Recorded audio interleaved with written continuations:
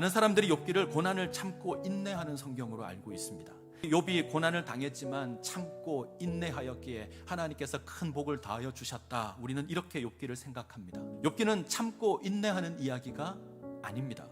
욥기는 하나님을 향해서 성질 부리는 이야기가 욥기입니다. 왜 성질을 부릴까요?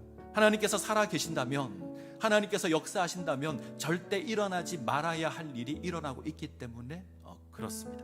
의롭게 살면 복을 받는다, 악하게 살면 벌을 받는다. 이거 모든 종교가 하는 이야기입니다. 우리가 이야기하는 윤리와 도덕이 이렇게 이야기합니다. 우리는 이런 진리를 소망하는 세계를 살아가고 있습니다. 그래서 하나님 잘 섬기면 하나님께서 복을 주시고, 하나님을 거역하면 하나님께서 심판하신다, 이렇게 가르칩니다. 자, 묻겠습니다.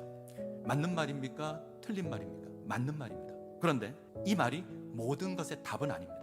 모든 문제에 있어서 이 공식이 맞는 것은 아닙니다. 그래서 조심하셔야 됩니다. 우리는 훨씬 더 많은 문제에 있어서 답을 알지 못합니다. 우리가 가지고 있는 지혜로 모든 문제가 해결되지 않습니다. 그럼 어떻게 해야 되죠?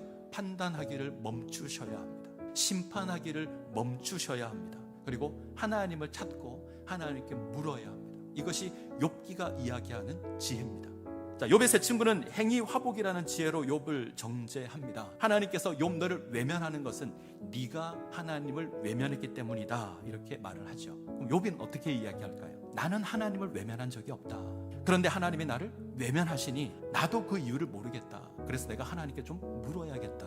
이게 욥의 자세입니다. 자, 이해할 수 없는 고난 앞에 욥이 하나님을 향해서 따지고 소리치고 탄식합니다. 이 물음에 하나님께서 답을 하십니다. 하나님께서 뭐라 그러셨을까? 욥은 하나님께 왜? 라고 묻죠. 왜 내가 고난을 당합니까? 이렇게 물었습니다. 하나님은 네가 누구냐? 이렇게 물으십니다. 그리고 하나님께서 질문을 쏟아내십니다. 정리하면 질문은 두 가지입니다. 하나, 내가 세상 만들 때 너 어디 있었느냐? 두 번째, 네가 다스릴 수 있느냐?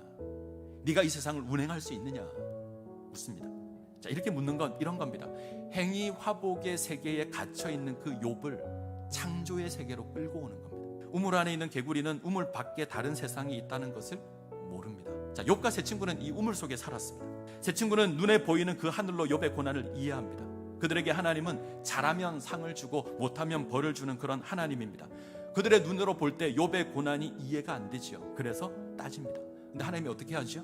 욥을 우물 밖으로 끄집어내시는 겁니다. 그래서 욥이 보았던 그 하늘과 차원이 다른 하늘을 보여주시는 겁니다. 하나님은 어리석은 인생의 생각으로 판단할 수 있는 분이 아닙니다. 우리가 하나님을 이런 분이다, 우리가 어떻게 정의할 수 있습니까? 우리는 하나님에 대해서 아주 조금 압니다. 우물 속에 들어있는 개구리가 눈에 보이는 딱 그만큼 하나님을 압니다. 잘하면 상을 주고 못하면 벌을 준다는 딱 그만큼 압니다. 때문에 늘 그것만 생각하고 그것만으로 판단하고 그것만으로 결론을 내립니다. 근데 욥은 딴 세계를 봤습니다. 광대하신 하나님, 인간의 생각으로 감히 측량할 수 없는 하나님. 그리고 고백합니다. 내가 주께 대해서 귀로 듣기만 하였사오나 이제 눈으로 주를 배움나이다. 자, 지혜는 하나님 바라보는 겁니다. 내가 답을 내리는 게 지혜가 아닙니다. 지혜는 하나님의 답을 찾는 겁니다. 때문에 여호와를 경외하는 것이 지혜의